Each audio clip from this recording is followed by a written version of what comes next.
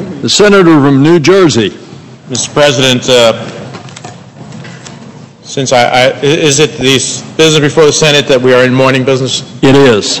Mr. President, for years we have had an energy policy that is written by big oil for big oil, and the result has been good for big oil, but a disaster for the American people. Gasoline is now at over $4 per gallon, and the Bush-McCain plan is to do more of the same. My colleagues on the Republican side of the aisle have continuously sought to help big oil, while at the same time they have blocked Democratic attempts to develop real policies to end our addiction to oil. And the result is that under the Bush administration, the price of oil has shot up $100 to $120 per barrel and more, and the price of gasoline is more than doubled. Despite this history of gas prices going up and up because of failed policies, the Republican Party continues to block. Senator will suspend.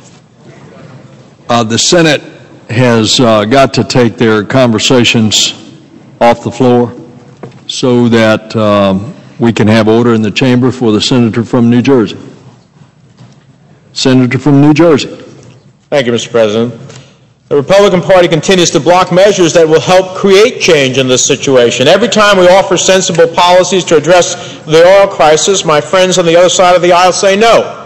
They said no to the Consumer First Energy Act that would finally clamp down on rampant oil speculation and burst the speculative bubble that has caused oil prices to skyrocket. Then they said no to the Renewable Energy Tax Extension Bill that would help continue the rapid growth of wind and solar and provide an incentive for the purchase of plug-in hybrid vehicles. This would help us begin the transition to new energy sources so we're not so vulnerable to the rising costs of fossil fuels. And then our colleagues said no to climate change legislation that lays out the framework to completely change our economy from one based on oil and other fossil fuels to an economy based on renewable energy. Now, Democrats have laid out a sensible plan for change in our energy policy that will make America stronger and more independent in the short, medium, and long term, but all of our colleagues can say in return is no to the American people, and what I hear in terms of their responses is yes to big oil. Now, President Bush was right when he told the nation that we are addicted to oil, but what amazes me is that their plan is designed to have us continue to act like addicts. Instead of supporting real plans to conserve oil or even transition to sustainable fuels, the Bush-McCain plan is to go out in search of our next oil fix.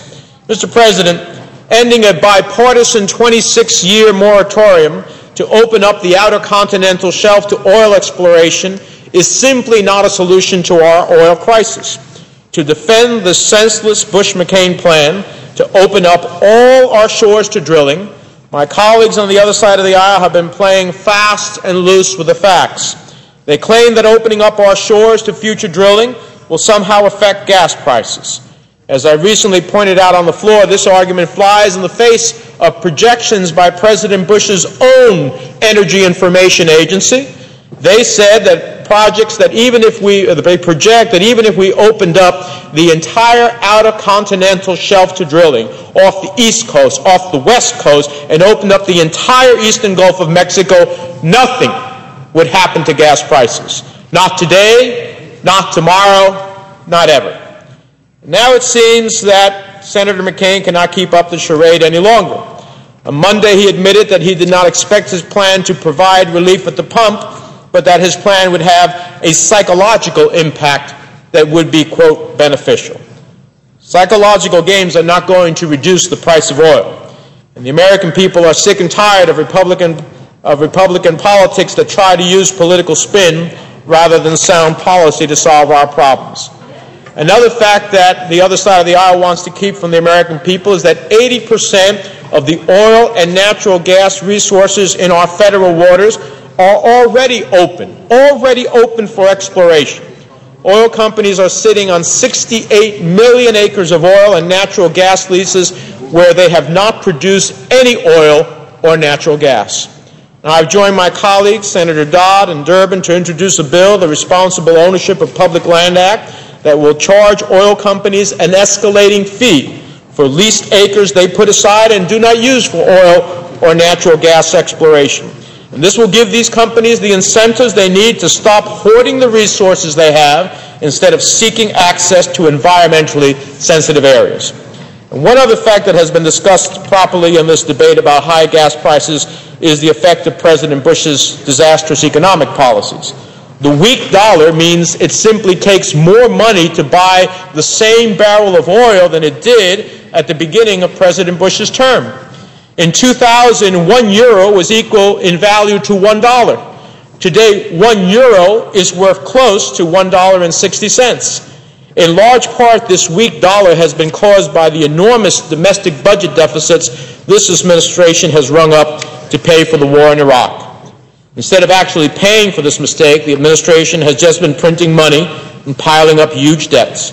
We are spending over $12 billion a month in Iraq, and this foreign policy disaster is now adding up to be a fiscal policy disaster. It is time we finally end the war, get our fiscal house in order. In turn, this would strengthen the value of the dollar and help lower the price of gasoline.